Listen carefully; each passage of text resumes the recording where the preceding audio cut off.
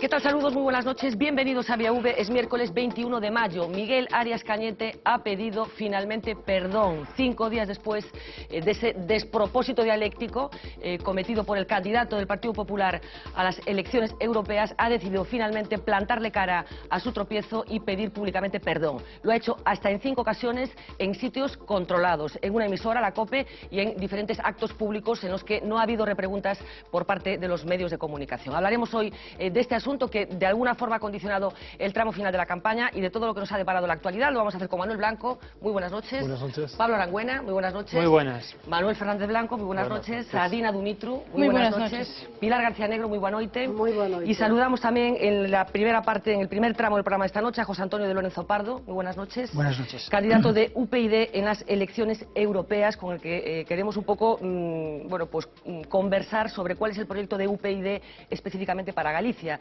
Y ahí va mi primera pregunta. ¿En qué se diferencia la propuesta de UPyD para Galicia de, por ejemplo, la propuesta de UPyD para Murcia?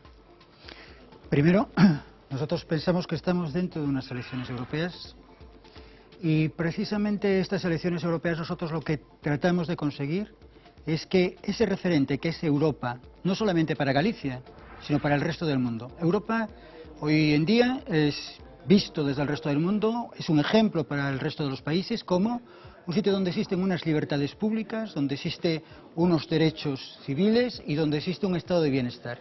Ese elemento de referencia es uno de los elementos que tenemos que reforzar. O sea, no solo, la clave de Europa, de las elecciones europeas, no es una clave, digamos, localista. Es una clave universal, en cierta manera. Y entonces, desde ese punto de vista, pensamos que lo que es bueno para Europa tiene que ser bueno para cada uno de los integrantes de Europa. Pero lo que Galicia necesita de Europa, insisto, ¿es lo mismo que lo que Murcia necesita de Europa? No, no es lo mismo. Lo que pasa es que, por ejemplo, hay aspectos en los que tenemos que discutir, como puede ser la cuota, o sea, en temas de pesca, la cuota láctea, todo eso, hay que discutirlo, pero hay que discutirlo dentro del marco general de Europa. Claro, hay que ver, por ejemplo, si se dice cuánto dinero tiene que recibir Galicia, habría que verlo en función de cuál es la situación de Galicia, cuál es la situación de los distintos, digamos, estados que existan en Europa. Pero la idea en estas elecciones europeas tiene que ser una. O sea, en estas elecciones europeas no estamos discutiendo, como diría yo, cuánto me voy a llevar, qué hay de lo mío. En estas elecciones europeas lo que estamos diciendo es, bueno, ¿qué Europa queremos? Y dentro de esa Europa nosotros tenemos que hacer nuestro sitio.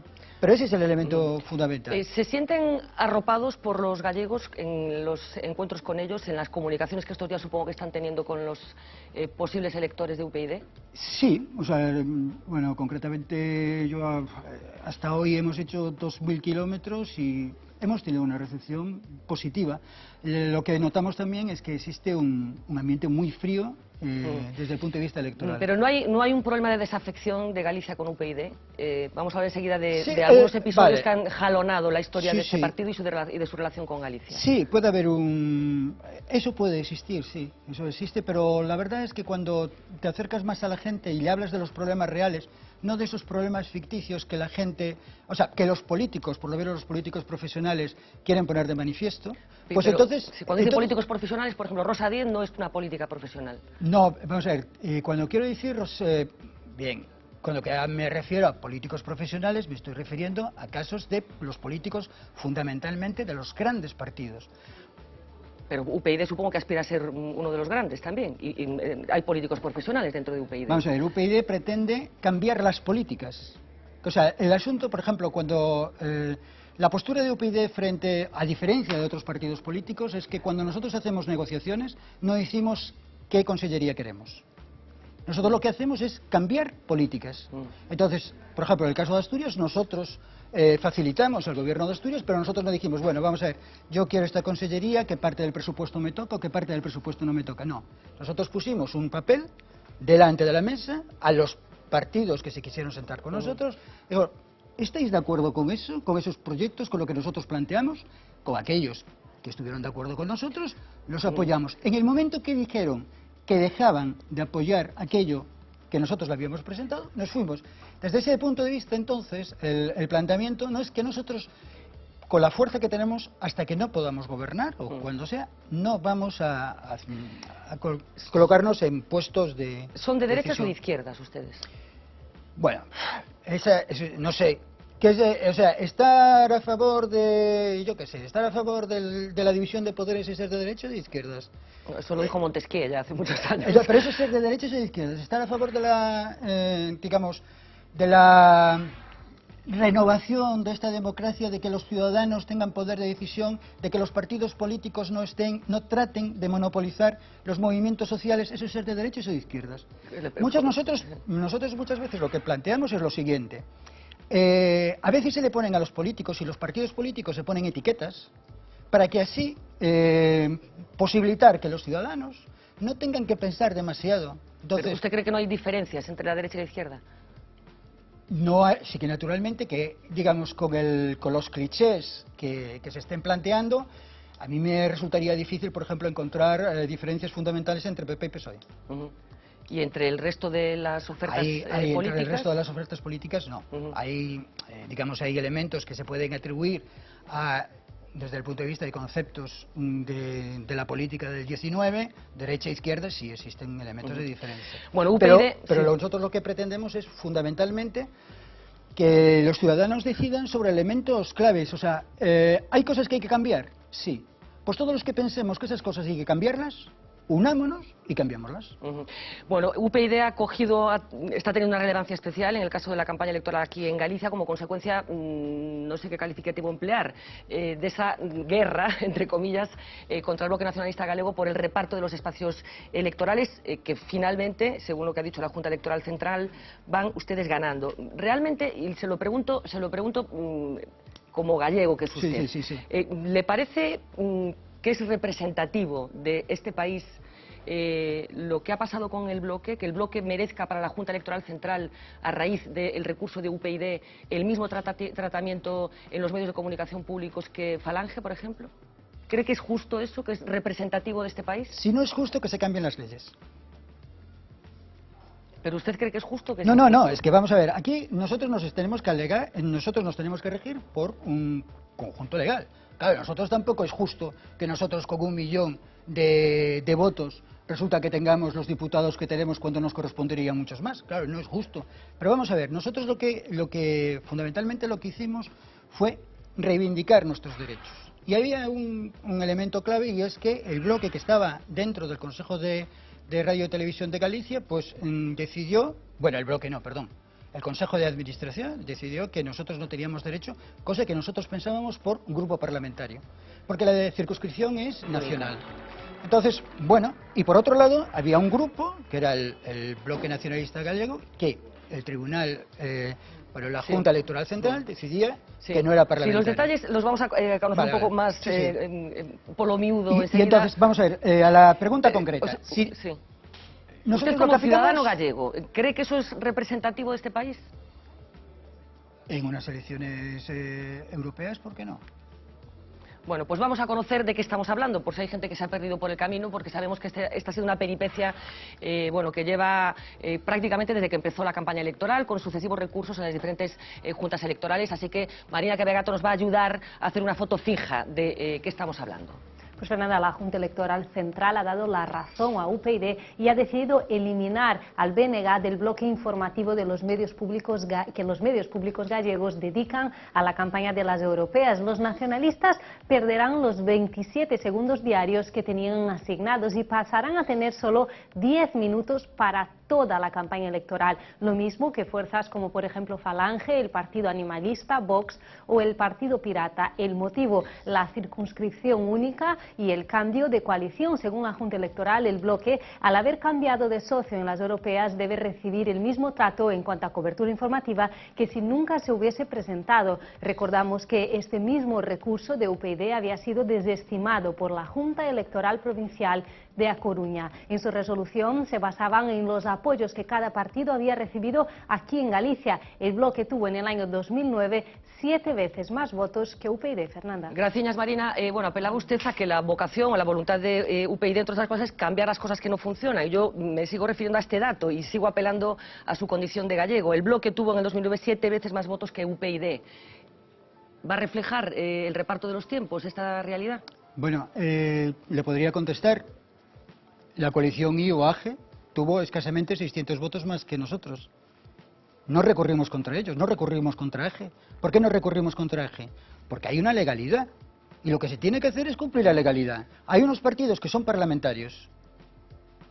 IU era parlamentario y por lo tanto iba AGE dentro de esa coalición. Y nosotros no recurrimos contra AGE por ese tema.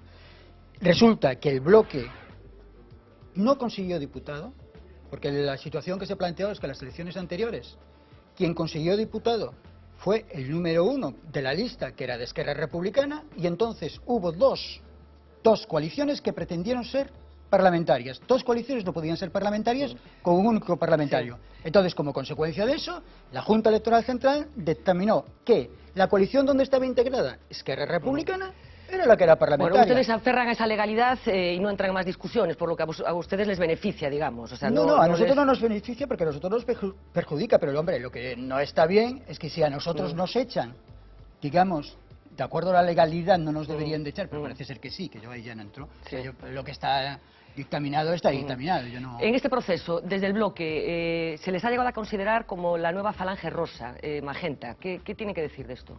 Hombre, que el nombre lo podían cambiar, pero bueno, no sé qué concepto tienen de falange, pero lo podían cambiar simplemente. O sea, el atribuir a un grupo y ponerles un estigma, pues bueno, retrata al que pone el estigma.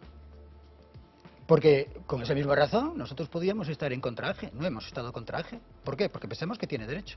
Pero si aquí resulta que cuando a uno lo están perjudicando se tiene que callar.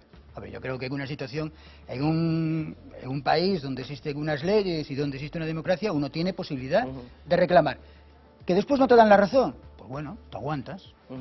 Hoy ha habido una concentración del Bloque Nacionalista Galego en Santiago de Compostela para protestar no contra UPyD, lógicamente, sino contra esas decisiones de la Junta Electoral que han provocado esta distorsión.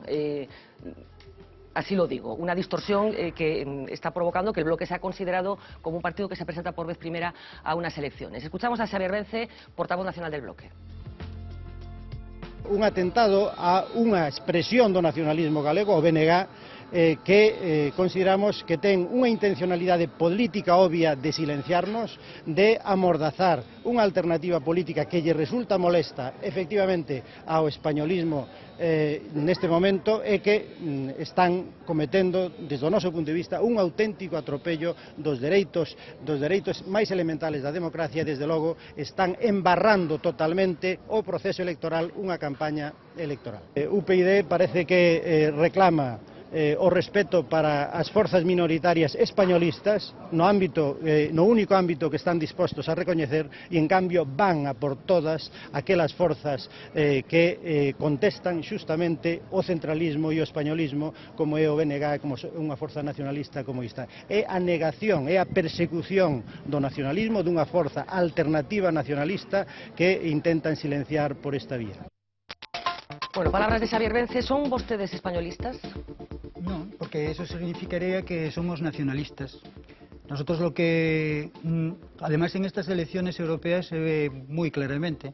O sea, por ejemplo, nosotros no defendemos que España tenga, digamos, mayores competencias, que sería lo que un nacionalista reivindicaría. Nosotros precisamente lo que pretendemos es que España ceda más competencias a Europa. Lo que sí pretendemos es que dentro del Parlamento Europeo lo que tenga más fuerza es, digamos, la parte que emana de las elecciones, o sea, el Parlamento Europeo. Por eso nosotros estamos en contra de donde los países, donde las naciones tienen más poder, que es en el Consejo Europeo. Habla de ceder competencias de los Estados a la Unión Europea y de las comunidades autónomas al Estado central. ¿También son partidarios de que se redefina el mapa competencial actual? A ver, lo que es absolutamente necesario es que todos los ciudadanos españoles sean iguales independientemente del sitio donde estén. ¿Y en qué son distintas? A ver, por ejemplo, pagan los impuestos distintos. O sea, ahora mismo ha salido el tema de las vacaciones fiscales del País Vasco, que estaba recorrido a Europa, que lo había recorrido Logroño, porque resulta que algunas empresas, por trasladarse 1 kilómetro, tenían unos beneficios fiscales distintos. Curiosamente, el Estado español no quiso acatar esa resolución del Tribunal Europeo y como consecuencia se le puso una multa. Nosotros pensamos que realmente un ciudadano tiene que tener unos derechos mínimos, no solamente en España, sino en toda Europa. ¿Qué piensa del nacionalismo? Bueno, el nacionalismo es una opción política como otra cualquiera. O sea, yo ahí no tengo ningún problema. O sea, pienso que bien, están en su derecho. Además, yo considero que dentro del espectro político que existe en España, el nacionalismo es del más coherente. O sea, lo que yo no entiendo es cómo partidos que se dicen nacionales, como puede ser el PP o el PSOE, tienen políticas que a la hora de la verdad, en una comunidad autónoma, defienden aquello, pero cuando eso mismo se tiene que votar en el Parlamento Europeo, en el Parlamento Español, cambian de postura. O sea, tenemos claros ejemplos de que miembros del Partido Popular Gallego en Galicia votan por unanimidad unas resoluciones y esos mismos, cuando van al Parlamento Nacional, votan en contra de lo que han decidido. ¿Y eso cómo se resuelve? ¿Suprimiendo los parlamentos autonómicos, por ejemplo? No, vamos a ver, yo no tengo, en ese aspecto no es el problema. Lo que se resuelve es que los partidos políticos tengan coherencia. O sea, precisamente una de las señas de identidad de UPyD es que presentamos en todos los sitios el mismo programa. Exactamente el mismo programa. Y los partidos políticos... Pero no en todos los sitios hay los mismos problemas. Quiero decir, que un programa transversal para todos los sitios, a lo mejor... No, los problemas fundamentales, vamos a ver, es que nosotros no somos centralistas. Es que hay un problema que se quiere llevar ahí. No, nosotros no somos centralistas. Nosotros lo que pretendemos, estamos a favor de la descentralización. Lo que pasa es que hay aspectos fundamentales que tienen que dar igualdad a todos los ciudadanos dentro del Estado. Y eso... por ejemplo, las vacunas sanitarias, que uno porque esté al otro lado de una frontera resulte que no lo atiende el servicio de salud de al lado. Hace 4 años pasó casos sangrantes. Eso es contra lo que estamos. Pero que resulta que la administración tiene que estar pegada a los ciudadanos. Naturalmente que sí. Pero eso ni significa que tengamos que tener un consejero para eso. No. O sea, los servicios tienen que estar pegados al ciudadano. El ciudadano tiene que sentirse arropado por la administración. Pero eso no significa que haya una estructura política encima. Pero con un delegado... Entonces, ¿cuál sería la estructura política? O sea, sobre todo lo que... porque me interesa acabar de comprender el concepto. Pues o sea, el concepto es que, por ejemplo, ahora mismo tenemos 3 estructuras... ¿Y cuál sobra? ¿Cuál sobra? Pues en cada momento habría que decirlo. Por ejemplo, un ejemplo. Si, por ejemplo, todas las transferencias de vivienda están transferidas a las comunidades autónomas, ¿para qué queremos un Ministerio de Vivienda? Es absurdo. O sea, lo que no podemos tener es duplicidades. Y si hay unas transferencias que hemos asumido que son competencia única y exclusivamente de las comunidades, pues esa competencia, ¿para qué la tiene que tener el Estado? Entonces, a lo mejor lo que había que hacer era el Gobierno central, porque... En algunos aspectos hay que... En algunos hay... Lo que ocurre es que hay algunas cosas que solamente el Gobierno central o un Gobierno europeo puede conseguir que sean homogéneas para todos los ciudadanos. Pues, por ejemplo, si estamos hablando de sanidad, nosotros pensamos que en sanidad hay una serie de... Tiene que haber un ministerio y no consellerías. No tiene que haber transferencia de competencias. No tiene que haber transferencia de competencias, por lo que tenemos que tratar de conseguir es que todos los ciudadanos dentro de España tengan los mismos derechos. Y que si uno, por ejemplo, está en una comunidad autónoma y está en otra, pues, por ejemplo, los niños no tengan los mismos cuadros. Sanidad, ¿qué más? ¿Educación? Por ejemplo, en educación se están produciendo disfunciones muy graves. O sea, por ejemplo... O sea, supresión de las consellerías de educación, entonces. Las consellerías de educación sí se podían suprimir tranquilamente si se centraliza, digamos, los servicios. La consellería, lo que tendría que haber una descentralización. O sea, por ejemplo, aquí, evidentemente, si hay, como tenemos una lengua propia, pues tendría que haber esa especificidad manifiestamente. Pero, digamos, las transferencias de educación y de sanidad son cosas que vemos claras. Que habría que devolver al Estado central. ¿Por qué es tan inestable la militancia de UPyD? Hay un dato muy llamativo, 16.000 exafiliados y 5.000 afiliados. Bueno, lo primero es, hay que poner en tela de juicio el dato. El dato, sí. Vamos a ver, el dato sale de lo siguiente. Hay unos carnés que se dan en el partido y entonces el carnet del partido aparece el 23.000, pero no son correlativos. Yo, por ejemplo, llevo un UPyD ahora mismo 6 años, desde 2008, y mi número de carnet es el 11.000. Sí. Entonces nunca hubo 11.000 afiliados en esa época. Entonces lo que ocurre es que el dato ese, lo que se ha salido, es de la extrapolación siguiente. Si hay 25.000 carnés o 24.000 y ahora actualmente solamente hay 6.000 afiliados, significa que ha habido 18.000 personas. Pero sí que hay, eso no es cierto. Vale, pero hay cierto problema de consolidación, por lo menos en Galicia, de los candidatos. O sea, No, pero incluso en ese tema que decía de la gente que ya no está en el partido, o sea, que ha disminuido la militancia, eso sí es cierto. Pero eso es debido a otra cosa que es importante. Nosotros lo que pretendemos como partido es la autofinanciación. Eso significa que cada militante de UPyD paga 240 euros al año. Entonces hay gente que está de baja porque Entonces, no puede pagar. se da de baja, sobre todo en la crisis, y pasa a otra figura, que es la figura del simpatizante. La figura del simpatizante dentro de UPyD, por ejemplo, tiene capacidad de votar en primarias. Pues aquí quedó de manifiesto que hay algún problema de gestión de los liderazgos. Por lo menos aquí en Galicia, como sabes, hace unos días nos visitó un ex responsable aquí en Galicia de UPyD que dijo las siguientes cosas. Y de repente el vecino de mi casa en Vigo se asoma: Pedro, ¿qué pasa? Que Rosa Díez insulta a los gallegos y tal, ¿no?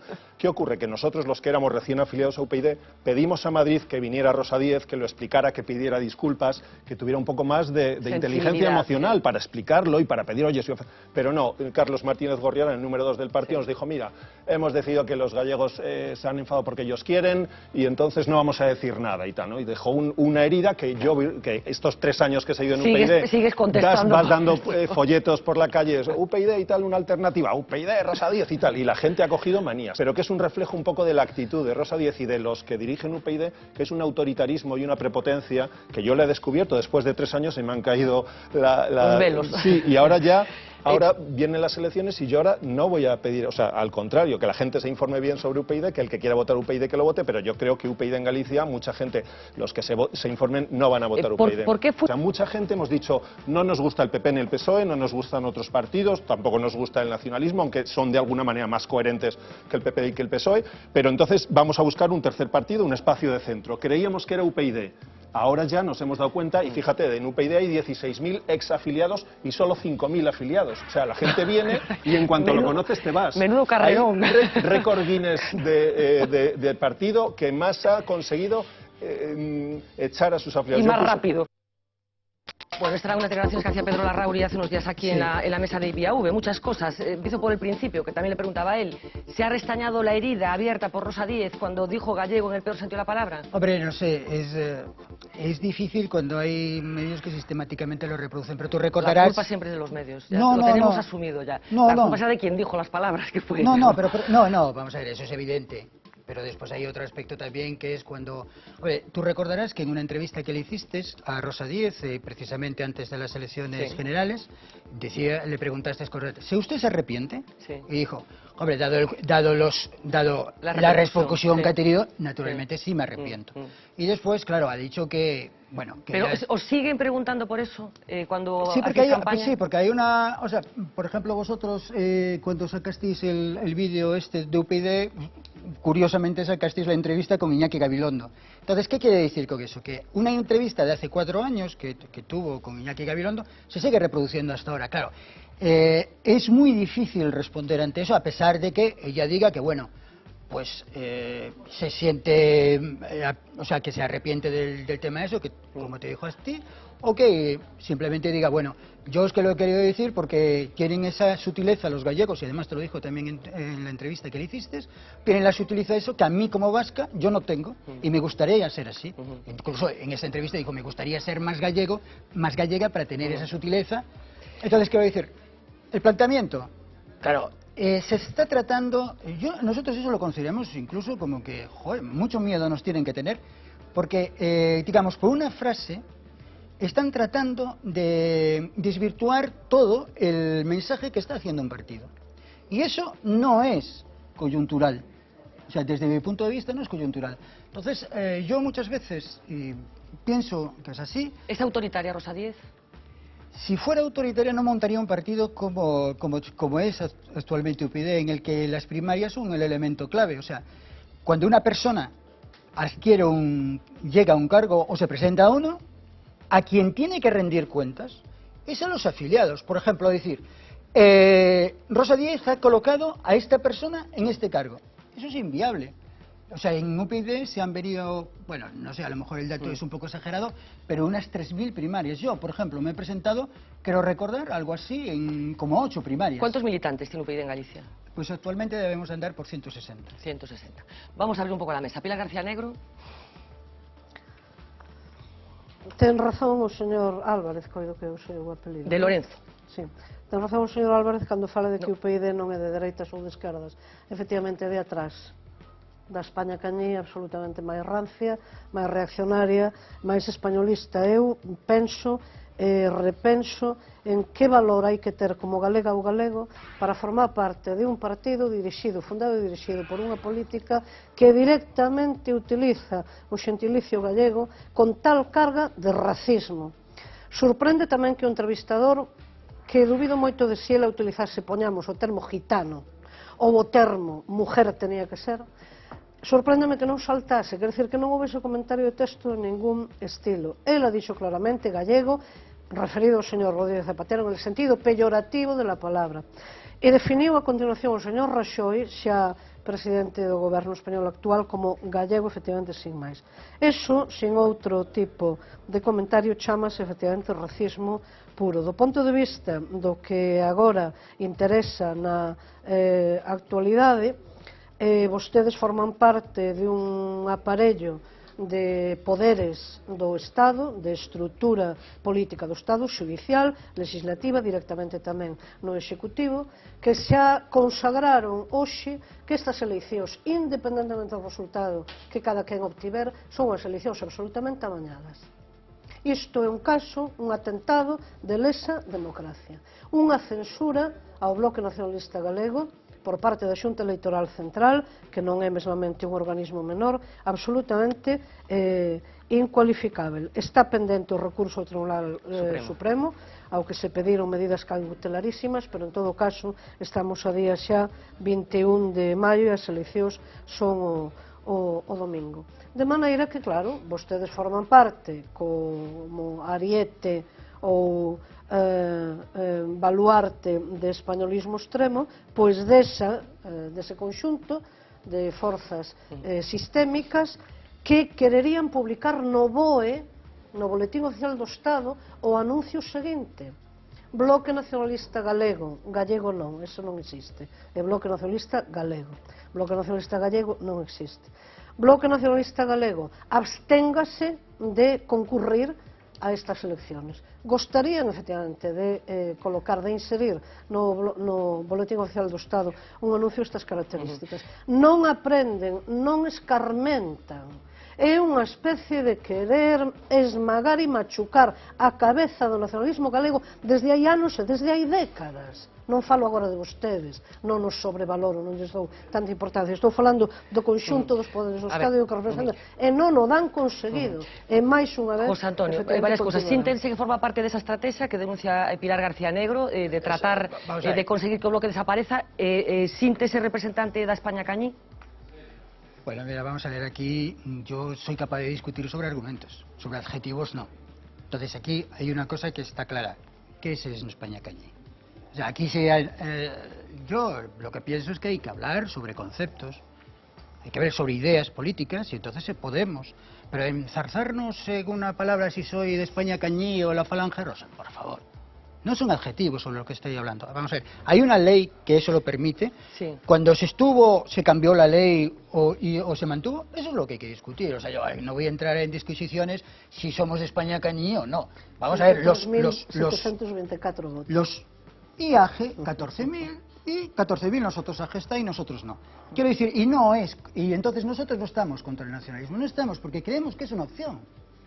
Es una opción, o sea, ahí no hay ningún problema. Ahora, que cuando nosotros pensamos que tenemos un derecho, tenemos que renunciar a nuestro derecho, porque nos van a decir que hay que ver que somos de la España cañí, a ver, por favor. A ver, Manuel. Bueno, lo primero que hay que decir es que la decisión de la Junta Electoral Central parece poco razonable. Poco razonable porque esos mismos expertos de la Junta Electoral de Coruña, ¿verdad?, sus homólogos decidieron lo contrario, con lo cual las leyes son siempre interpretables, no hay una máxima cerrada. Dicho lo cual, hombre, yo si fuera el jefe de campaña del bloque estaría tranquilo, porque no creo que vayan a cambiar demasiado las cosas el resultado electoral del bloque por esos 27 segundos que va a perder en los próximos días y si tiene suerte en el Supremo. Yo creo que aquí la suerte está echada y pocas cosas van a cambiar. Efectivamente creo que tiene mucho más simbolismo que praxis real, ¿no? Pablo. Sí, en primer lugar felicitarle como representante de su partido por haber designado a Sosa Wagner, que es un señor, en fin, de solvencia profesional y intelectual, y que es un señor que viene de fuera de la política, cosa que creo que la ciudadanía valora, ¿no? Más que otros candidatos de otros partidos que se han destetado en esos partidos y no han hecho otra cosa después de destetarse que seguir en esos partidos. Por tanto, felicitación previa. En segundo lugar, esto que decía antes de relativizar la distinción entre derechas e izquierdas, yo lo centraría en una cuestión. Ahora se está hablando mucho de desigualdad, hay un libro incluso que está teniendo mucho éxito, El Capital en el siglo XXI. ¿Qué posición tienen ustedes respecto a lo que yo considero que es la cuestión central entre la derecha y la izquierda, que es el capital, precisamente? O sea, ustedes son partidarios de la redistribución de la riqueza y, por tanto, de la imposición clara y decididamente redistributiva sobre la riqueza, sobre ese capital del que habla Piketty. Y ya para acabar, un analista electoral que escribe habitualmente en La Voz de Galicia, que es Jaime Miquel, habla de 10 millones de votos que él considera, en base a sus análisis, que están en este momento huérfanos, digamos, de autor, que se han escindido, digamos, del bipartidismo, ¿no? Que han salido del sistema bipartidista. ¿Por qué las encuestas parece que no indican que se vaya a producir un trasvase muy importante a la principal opción, digamos, que ustedes se definen como de centro, hacia UPyD? ¿Puede esto tener algo que ver con la especial personalidad de Rosa Díez, que predica la regeneración y la renovación de la democracia española y lleva 30 y tantos años en política? ¿Se va a jubilar en política Rosa Díez o ha contemplado, si lo sabe usted, alguna otra opción de jubilación que no sea la política? No sé por dónde empezar, pero bueno, lo primero... Rosa Díez, ¿se va a jubilar en política? Porque es verdad, hay un discurso de regeneración de la política que parte de una profesional, de las grandes profesionales de la política española, 33 años en el Machito. Que por cierto empezó en las Juventudes Socialistas. Sí, vamos a ver, yo como comprenderá, no soy biógrafo de Rosa Díez, y mucho menos sé lo que va a hacer dentro de unos años. Yo, ahí, desde luego, la bola de cristal... ¿No hay una cierta contradicción en ese discurso de regeneración, de no a los políticos profesionales, pronunciado, proferido por una de las grandes representantes de la profesionalidad de la política? Sí, pero sin embargo, en un momento dado, cuando ella estaba de europarlamentaria, dimitió como europarlamentaria cuando todavía le quedaban 2 años para iniciar una nueva singladura. Hay gente, ella, de hecho, creo recordar, pero insisto que es que muchas veces se cambia el foco del partido a Rosa Díez y después se dice que es personalista el partido. Vamos a ver, es personalista porque al final y al cabo los medios solamente están apuntando a una persona, a Rosa Díez. Tengo un ejemplo, hace no mucho hubo un consejo político en Madrid. Entonces vinieron las cámaras de televisión para hacer un programa, hacer entrevistas a Rosa Díez. Rosa Díez estuvo enferma. No entrevistaron a nadie, se marcharon. Pero claro, eso será problema vuestro. No, pero es inducido, es problema nuestro, pero después se dice, no, es que el partido es personalista y solamente sale Rosa Díez. Claro, natural. Y después sobre un par de cosas... Sobre el reparto del capital, ¿qué conciben ustedes que hay que hacer? Vamos a ver, lo que no puede haber son las desigualdades que hay. Eso es evidente. O sea, pero es que eso... Pero esto supongo que lo va a decir todo el mundo, desde la extrema derecha hasta la extrema izquierda. Yo contesto desde UPyD, o sea... No, claro, pero ¿de qué manera creen ustedes que hay que...? Dicho de otra forma, ¿los impuestos son de izquierdas o son de derechas? Hombre, vamos a ver, es que estamos con la misma terminología, los impuestos izquierdas-derechas. Ese concepto de izquierda-derecha es...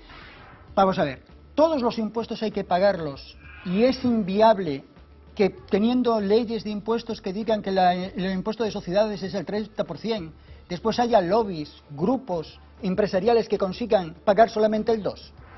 Eso, o sea, nosotros lo que decimos es que los impuestos hay que hacerlos porque incluso nosotros proponemos impuestos nuevos para la Unión Europea para que pueda tener un auténtico, digamos, fondo económico y para poder solventar problemas económicos que tienen el resto de los países. A ver, pido brevedades ya, Manuel. He escuchado muy atentamente a José Antonio de Lorenzo y especialmente cuando inició su discurso, hablando de los políticos profesionales, tuvo que matizar a continuación, lo que supone colocarse un poco del lado de fuera, ¿no? Se dibuja el cuadro, pero no se está en el cuadro. Político profesional es un adjetivo, daría la impresión entonces que UPyD se sitúa del lado de otra política, de una política más pura. Yo soy psicoanalista y desconfío siempre de la pureza. Además, cuanto más acento se pone en la pureza, más síntomas aparecen, como denunciaba de alguna manera el exmilitante de UPyD que fue responsable en Vigo. Es decir, que en el lugar de la pureza hay órdenes de quién puede estar, de quién no puede estar, depuraciones, etc. Cuando usted dice que realmente esta iniciativa para quitar al BNG sus espacios electorales es una defensa de la justicia, de la legalidad, perdón. Tal vez hay que distinguir en este punto especialmente legalidad y justicia. Hay que decir una cosa. Yo creo que UPyD no es la Fiscalía. Creo que es la Fiscalía la que está encargada en los sistemas democráticos de la defensa de la legalidad. Con lo cual, tiendo a pensar, disculpe mi desconfianza, que es una defensa de la legalidad un poco interesada, un poco pura. Y quiero decirle que dudo mucho que esta misma enmienda o alegación se hubiera presentado en relación a otras fuerzas políticas. Imaginémonos Ciudadanos, por ejemplo. Es decir, que me parece que cuando el Estado no ha actuado de oficio y ustedes hacen que un grupo político con una enorme representatividad en Galicia, con miles de militantes frente a 160, con un peso político y social innegable, sea retirado de la escena política, no es un acto de defensa de la legalidad. Porque además yo estoy seguro, no tengo por qué dudarlo, de que si ustedes consideraran que una ley es injusta, imaginémonos, una ley que impide votar a las mujeres, no creo que reclamaran la aplicación de esa ley. Es decir, que ustedes se han amparado en una argucia legal para algo manifiestamente injusto. Es legal, usted ha estado apelando a la legalidad permanentemente, pero ¿es justo? No. Vamos a ver, yo aquí voy a entrar, pues, es que la palabra pureza no es una de las que empleo, suelo emplear yo, la ha puesto en mi boca, no hablamos de pureza en la política. Usted ha hablado de los políticos, vale, exactamente. Situándose del lado de fuera. Sí, pero vamos Están a ver. los políticos y ustedes, que no hacen política. Bien, pero la palabra pureza no. O sea, la he puesto yo, por supuesto, bien. Y con toda la intención. Bien, no, ya por eso que ya sé que está con toda la intención, por eso le respondo. Mire, ¿qué es ponerse del otro lado de la política? No lo sé, pero yo lo que sí tengo claro es una cosa, y nuestro partido, UPyD, tiene claro una cosa. Hay que disminuir el poder de los políticos y hay que darle poder a los ciudadanos. Y ese es uno de los elementos claves de nuestro programa político. Nosotros estamos un poco hartos de que todos los partidos políticos acaben monopolizando el movimiento social. Nosotros pensamos que por un lado tiene que haber los partidos políticos que tienen que organizar el Estado y por otro lado los movimientos sociales. Sí. Y en cuanto a la legalidad, Sí. nosotros vamos a ver, nosotros no protestamos y no hicimos la demanda contra la Junta Electoral Provincial por una defensa de la legalidad, no. ¿Por qué? En un Consejo de Administración nos había quitado el derecho de tener cobertura en los medios, públicos. Fue por eso, fue autodefensa. Lo que acaba de decir de que hay que quitarle poder a los políticos es absolutamente inquietante. Habrá que tener mejores políticos, pero los políticos son la manifestación de la democracia. No. Vamos a ver, un político, ¿me permite? ¿Puedo contestar? Vamos a ver. Un político tiene que definir uno el proyecto, pero no es el que lo tiene que hacer. Y el ejemplo de cómo está esto es cuando los políticos, por ejemplo, se meten dentro de los consejos de administración de los bancos. Y después resulta que esos políticos que están dentro de los consejos de administración de los bancos dicen que ellos no eran responsables. Y tenemos a gente de Izquierda Unida, como el señor Santín, que estaba en Bankia, como vicepresidente del Consejo de Administración. O tenemos la señora Marbarcón, o tenemos Moreda, tenemos tantos. Los políticos no tienen que estar ahí. Los políticos tienen que hacer política, definir leyes, pero no estar en la gestión del día día a día de cada una de las cosas. Tenemos que ir acabando, me falta Dina todavía, pero no quería que se me escapara. Plantea un debate muy interesante, Manuel, la diferencia entre legalidad y justicia, que no siempre coinciden. Ustedes apelan a la legalidad y parece que hay una interpretación de esa legalidad que les da la razón. Insisto, considero que es justo, que esa legalidad se corresponde con un acto justo. Por ejemplo, el acto de la Junta Electoral Central, a nosotros nos parece, hombre, es muy fuerte decir que es injusto un acto que emana de un tribunal de justicia. Yo eso no lo diría. Puede haber interpretaciones distintas y nosotros no estamos muy de acuerdo porque precisamente, extrañamente, un partido que tiene escasamente 500 votos más que nosotros, sí tiene cobertura por parte de la Televisión de Galicia y nosotros no. Adina, para terminar. Sí. Bueno, usted hizo algunas aseveraciones al principio sobre lo que significan las elecciones europeas, ¿no? Y el hecho de que votamos por qué tipo de Europa queremos, ¿no? Y que los parlamentarios y la actividad de los parlamentarios tiene que ver con votaciones acerca de qué tipo de Europa queremos.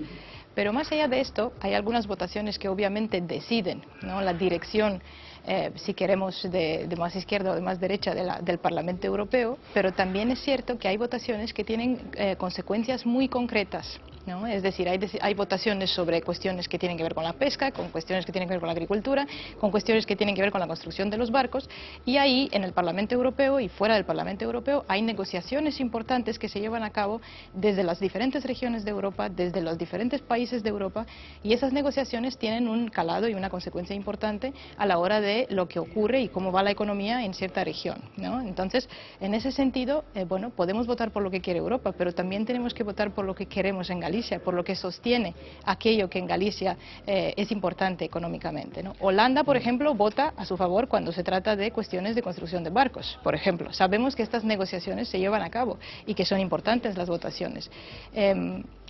¿Cuál es su postura sobre esto? Porque es importante que en esas votaciones los intereses inevitablemente se representan. Quiero decir que siempre que votamos algo, estamos representando unos intereses, porque cada votación tiene unas consecuencias muy claras. Porque Europa no tiene un interés único. Claro, no tiene un interés único, y no solo que no tiene un interés único, sino que cuando votamos, las consecuencias de esta votación benefician siempre a alguien y perjudican a otros. Con ese mismo criterio sale lo mismo que pasa en España. Por ejemplo, ¿por qué el gasero que se tenía que hacer en Ferrol o se podía hacer en Ferrol pasa a estar a Calles? ¿Por qué resulta que hay ese reparto? Hay quien interpreta que es por falta de peso político de Galicia, hay quien interpreta de esa manera. El problema es que lo que tenemos que tener en cuenta es que precisamente lo que habría que haber es una decisión política sobre el marco general de la industria naval española y después tendrían que ser técnicos los que decidieran dónde se haría cada uno, porque hay un elemento clave. Es un poco ingenuo pensar que los técnicos no tienen por ejemplo, que hay una todo. cosa que es, desde mi punto de vista es alucinante. Hoy en día no se sabe cuál es la productividad de cada uno de los astilleros de España. Y esa es una pregunta parlamentaria que se puede hacer muy sencilla. ¿Cuál es la productividad en cada uno de los astilleros? Y aquel que tenga más productividad... Pues tenemos que dejarlo. José Antonio Lorenzo Pardo, muchísimas gracias por acompañarnos esta noche y muchísima suerte con los desafíos que tienen por delante. Vamos a hacer una pequeñita pausa de publicidad, regresamos enseguida. La situación de Paula Prado se complica, se va sabiendo que la Fiscalía también era partidaria de que esa pieza separada abierta por la jueza Pilar de Lara llegara al Tribunal Superior de Justicia de Galicia, teniendo en cuenta que la señora Prado es aforada. Lo vamos a ver enseguida, pero no se pierdan la contracrónica que hemos hecho de la peripecia que ayer pasó Miguel Arias Cañete aquí en Galicia, por ese empeño inexplicable de no dar la cara. La vuelta de publicidad. No estuve muy acertado en la forma de expresarme, es evidente, y he ofendido a alguien, pues por supuesto que le pido disculpas. Pero disculpas siempre se merecen una pena. Estuve desafortunado en la forma de expresarme.